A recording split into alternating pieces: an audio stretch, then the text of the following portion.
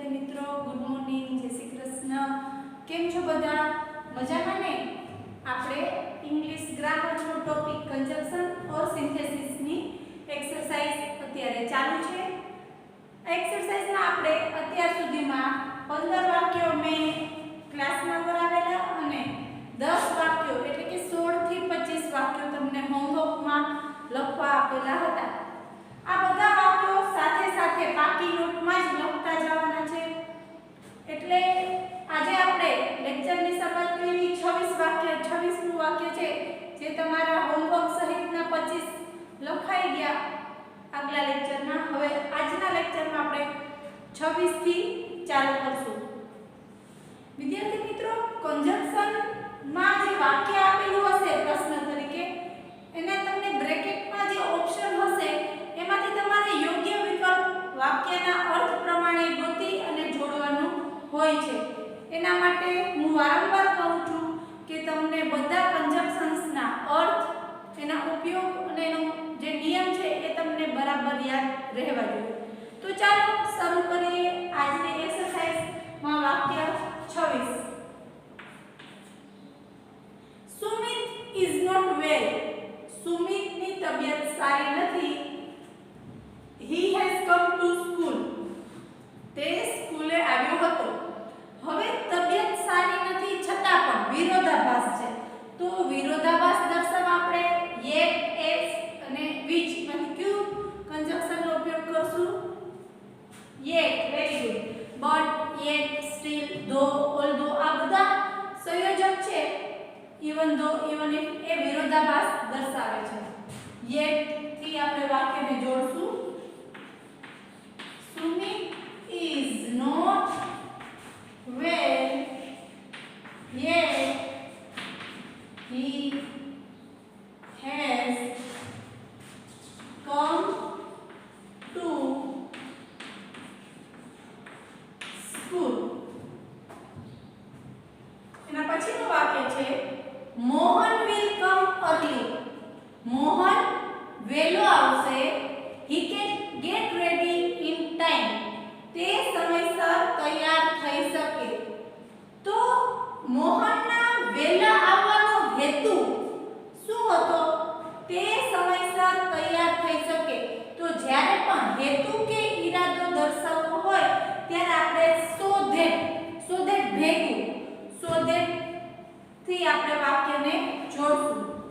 તો આપણે પહેલું વાક્ય લખશું Mohan will come early so that he can get ready in time. હેતુ કે ઈરાદો દર્શાવવા માટે આપણે so that નો ઉપયોગ કરશું. એના પછીનું વાક્ય છે it is raining. વરસાદ ચાલુ છે. you should take an umbrella. તમારે છત્રી સાથે રાખવી જોઈએ. તો વરસાદ ચાલુ છે એના પરિણામ શું આવે? તમારે છત્રી સાથે રાખવું જોઈએ. તેથી વરસાદ ચાલુ છે તેથી તમારે છત્રી સાથે રાખવી જોઈએ. તેથી એટલે કે therefore it is raining, therefore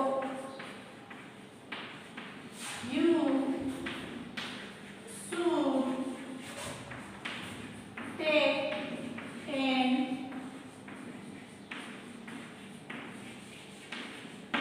umbrella.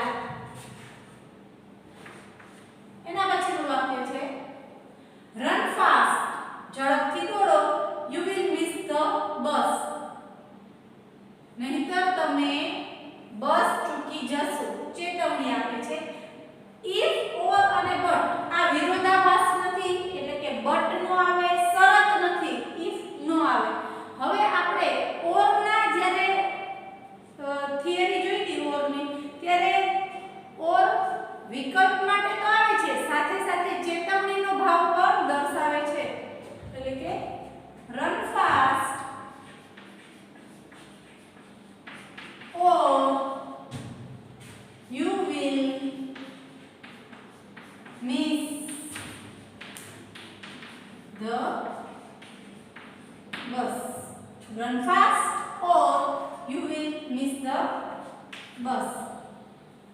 એના પછીનું વાક્ય છે come soon. વહેલા આવજો. You will not be allowed to enter the hall. તમને હોલમાં પ્રવેશ આપવાની પરવાનગી નહીં મળે. allowed એટલે પરવાનગી, મંજૂરી. આપણા પાસે ત્રણ ઓપ્શન છે. after પછી, as soon as એ જ સમયે અને or else નહીતર. તો આપણે અહીં ચેતવણી આપવામાં આવે છે come soon, જલ્દી આવજો નહીતર તમને હોલમાં પ્રવેશની મંજૂરી મળશે નહીં.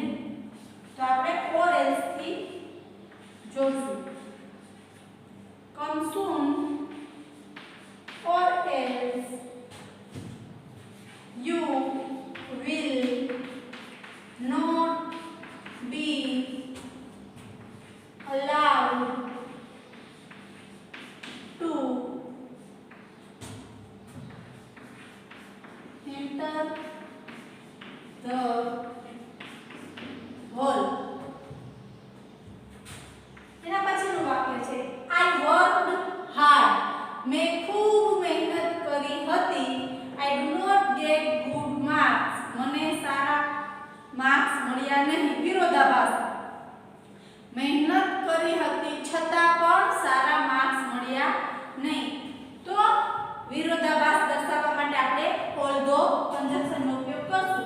એટલે કે વાક્યની શરૂઆતમાં લખશું although I worked hard. પછી અલ્પવિરામ લખશું I do not get good marks. Although I worked hard, I do not get good marks. એના પછીનું વાક્ય છે માનસી is a clever girl. માનસી હોશિયાર છોકરી છે. Richa is a clever girl. Richa હોશિયાર છોકરી છે. ત્રણ ઓપ્શન છે સો, તેથી નો આવે, સિન્સ કારણ કે અથવા જ્યારથી નો આવે, એન્ડ આવે. હવે મેં તમને કીધું હતું જ્યારે બે અલગ અલગ કરતા આપેલા છે એટલે કે આપણે એન્ડ નો ઉપયોગ વાક્યની શરૂઆતમાં કરશું. માનસી એન્ડ રીચા. આપણે બે કર્તાને જોડ્યા ત્યારે નિયમ શું હતો કે જે ક્રિયાપદ છે એ બહુવચનમાં લખશું. એટલે is નું શું કરી નાખશું? are શું કરી નાખશું? અને જે ઓળખાણ છે બરાબર એને પણ બહુવચનમાં લખશું. એટલે ક્લેવર ગર્લ નું શું કરી નાખશું? ક્લેવર ગર્લ્સ. અને આપણે બહુવચન લખીએ એમાં આર્ટિકલ આવે નહીં એ તો આપણને ખ્યાલ છે. એટલે આપણો જવાબ કેવી રીતે બનશે? Mansi and Richa are clever girls. 33મું વાક્ય છે he was hurt. તેને વાગ્યું હતું. he continued to play. તેને રમત ચાલુ રાખી. વિરોધાભાસ છે.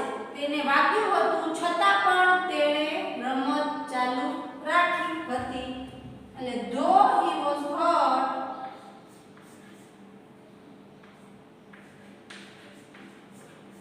though he was hurt, અલ્પવિરામ, he continued to play. તો વિદ્યાર્થી મિત્રો આપણે એક્સરસાઇઝના 26 થી 33 વાક્ય જોયા. હવે આગલા વાક્ય જોઈશું. 34મું વાક્ય છે It was raining. વરસાદ ચાલુ હતો. We continued to play. અમે રમત ચાલુ રાખી. વરસાદ ચાલુ હતો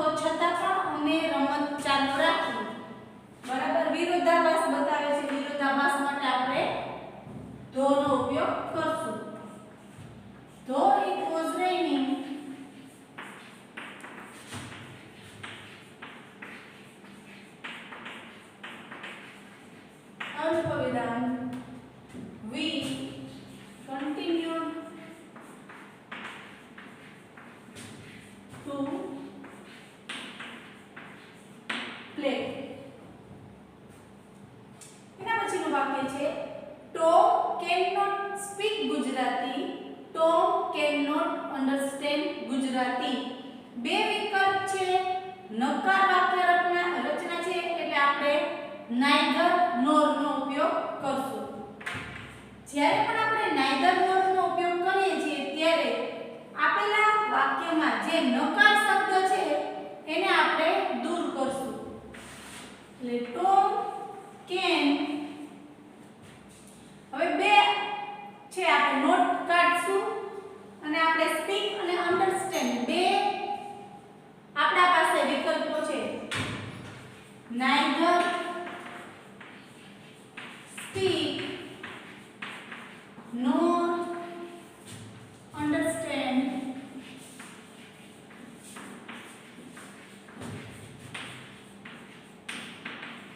Gujarati. Tom can neither speak nor understand Gujarati. એના પછીનું વાક્ય છે Hemal is strong, Hemal is active. એક જ કર્તાની બે અલગ અલગ ખાસિયત વાત કરી છે. હેમલ શક્તિશાળી છે, તે એક્ટિવ એટલે કે સક્રિય પણ છે. આપણા પાસે ત્રણ ઓપ્શન છે એન્ડ બટ સો. બટ છે એ વિરોધાભાસ બતાવે, સો પરિણામ બતાવે. આપણે એન્ડ વડે વાક્ય જોડશું. અહીં કર્તા એક જ છે, હેમલની જ વાત થાય છે એટલે કે Hemal is strong and active. એક જ કર્તાની વાત થતી હોય ત્યારે આપણે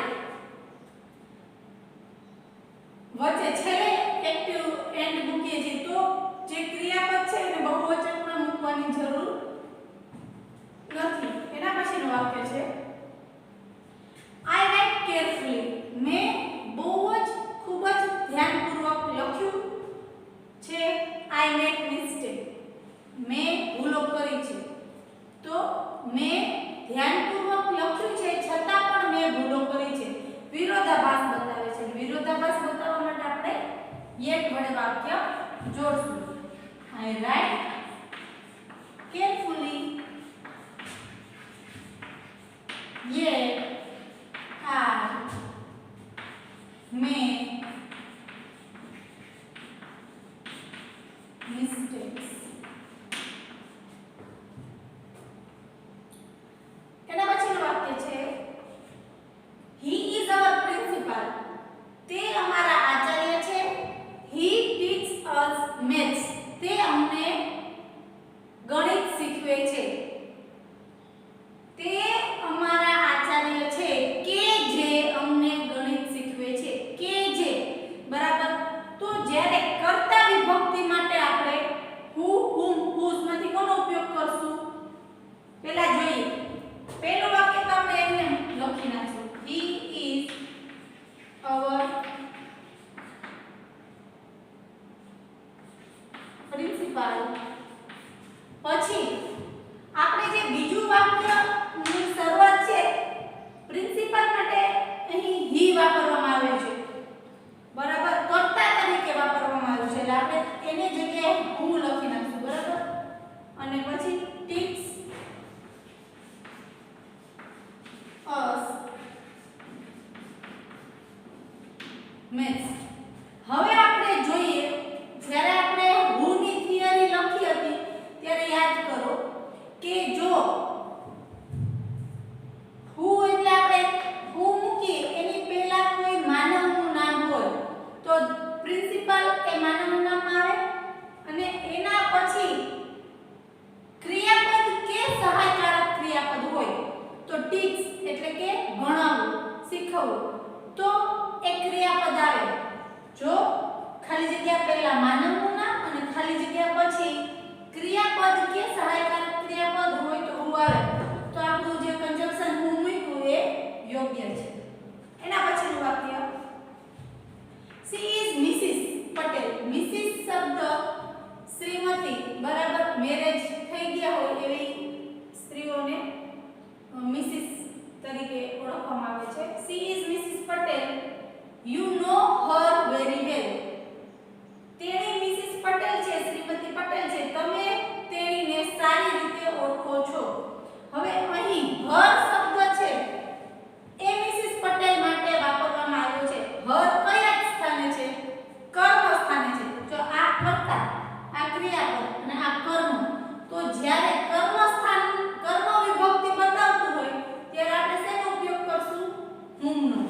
તો વાક્ય કેવી રીતે જોડશું? She is Mrs.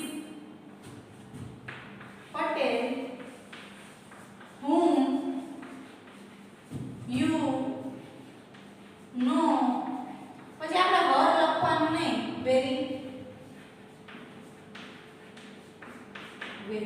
હવે જ્યારે આપણે whom ની થિયરી લખી હતી ત્યારે લખ્યું હતું એમાં કે જો whom ની પહેલા કોઈ માનવનું નામ હોય એટલે મિસિસ પટેલ માનવના નામ આવે અને એના પછી સર્વનામ કે માનવનું નામ, તો યુ સર્વનામ કહેવાય. સર્વનામ એટલે નામને બદલે વપરાતું હોય તે, એને આપણે સર્વનામ અને અંગ્રેજીમાં પ્રોનાઉન કહીશું. તો નામને બદલે જે વપરાય તો I, we, you, they, he, she, it આ બધા શું છે? સર્વનામ છે. તો ખાલી જગ્યા પહેલા માનવનું નામ અને ખાલી જગ્યા પછી સર્વનામ, તો whom લખેલું યોગ્ય છે. એના પછીનું ચિરાગ ઇઝ મહેશ સન.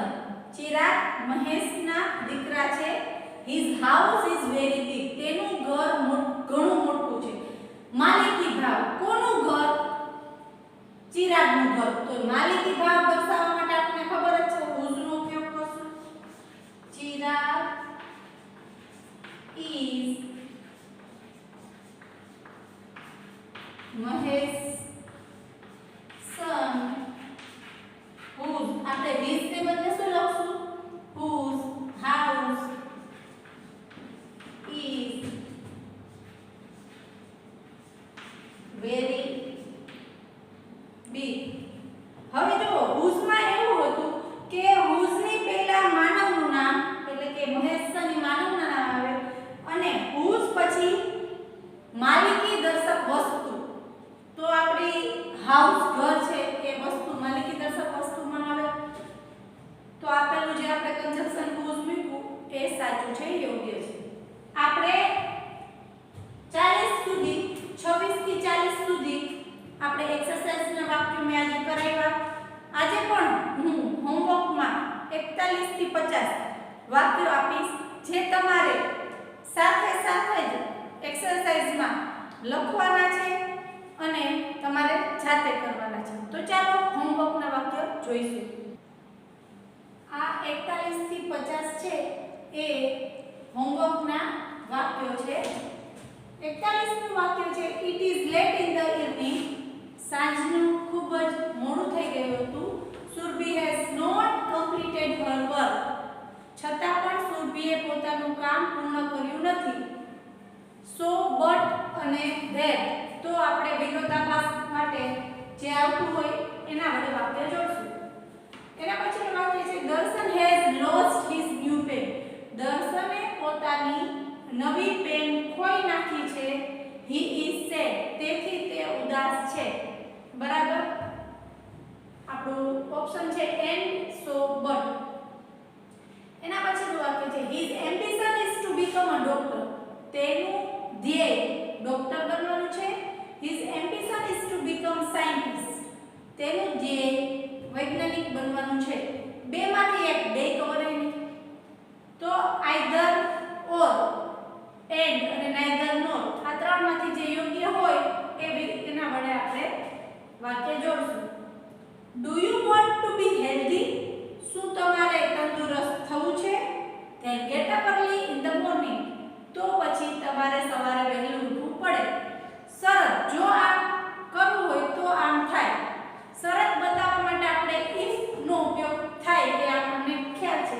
પણ જો તમે if લખો છો તો શરૂઆતમાં લખશી અને do ને દૂર કરશું. if you want to be healthy, પછી ક્વેશ્ચન માર્ક દૂર કરી અને અલ્પવિરામ. if you want to be healthy, then ને દૂર કરવાનું, get up early in the morning. એના પછીનું છે these questions are easy. આ સવાલો સહેલા છે. let us attempt. attempt એટલે એને પ્રયત્ન કરવો. attempt them first. ચાલો આપણે ત્યાંથી શરૂઆત કરી. પહેલા એના સોલ્વ કરવાના પ્રયત્ન કરીએ. આપણા પાસે ત્રણ ઓપ્શન છે because, that, otherwise. that તો આવશે નહીં, નહીંતર, otherwise છતાં પણ, એ નહીં આવે, બીકોઝ આવી શકે. હવે જો આ સવાલો સહેલા છે કારણ કે આપણે તેને પહેલા સોલ્વ કરીએ, લખીએ. એવું આવે કે આપણે પહેલા આ સવાલો લખીએ કારણ કે તે સહેલા છે. બરાબર. કોઈ વાર તમારે બીજું વાક્ય પહેલા અને પહેલું વાક્ય પછી એમ પણ ચેન્જ કરવું પડે. Let us attempt these questions first because they are easy. એ તમારો જવાબ થશે. 46મું વાક્ય. A friend of mine asked me. મારા એક મિત્રએ મને પૂછ્યું, I had any money in my pocket? શું મારા પોકેટમાં કઈ રૂપિયા પૈસા છે? હવે આસ્ક્ડ વાળું વાક્ય એટલે કે direct indirect speech. Direct indirect સ્પીચમાં પ્રશ્નાર્થ વાક્યમાં સંયોજક તરીકે if આવે છે એટલે આપણે if વડે વાક્ય જોડશું. 47 There was a strong wind. એકદમ જોરદાર પવન ફૂંકાયો હતો. The lights went off. Light જતી રહી. તેથી લાઈટ જતી રહી. એવી રીતે વાક્ય જોડશું. He works much. તે ખૂબ મહેનત કરે છે. He earns less. તે ખૂબ ઓછું કમાય છે. વિરોધાભાસ. જો વધુ મહેનત કરે તો વધુ કમાવું જોઈએ, એને બદલે ઓછું કમાય છે. તો he works much વિરોધાભાસ માટે જે શબ્દ સંયોજક આવતો હશે એ લખશું. She is beautiful. તેની સુંદર છે. She is proud. તેને અભિમાન છે. બરાબર. વિરોધાભાસ થયો. છેલ્લું વાક્ય હોમવર્કનું. I had not enough money. મારા પાસે પૂરતા પૈસા ન હતા. I did not buy the TV set. મેં ટીવી સેટ લીધું નહીં, ખરીદી કર્યું નહીં. હવે આપણા પાસે ત્રણ ઓપ્શન છે. since, while and. મારા પાસે પૂરતા પૈસા ન હતા અને મેં ટીવી સેટ ખરીદ્યું નહીં એવું આવે. while તો જ્યારે ત્યારે હોય, એ નો આવે, and એ નો આવે. since નો એક અર્થ કારણ દર્શાવવા માટે પણ થાય. since આપણે કારણ કે એના માટે પણ થાય છે. તો આપણે વાક્યની શરૂઆતમાં લખશું since I had not enough money. કારણ કે મારા પાસે પૂરતા પૈસા ન હતા. અલ્પવિરામ I did not buy the TV set. તેથી મેં ટીવી સેટ ખરીદ્યું નહીં. since ને આપણે કારણ સ્વરૂપે આગળ લખશું. તો વિદ્યાર્થી મિત્રો 41 થી 50 તમે પાકી નોટમાં હોમવર્કમાં સાથે સાથે લખશો. આજના લેક્ચરમાં આટલું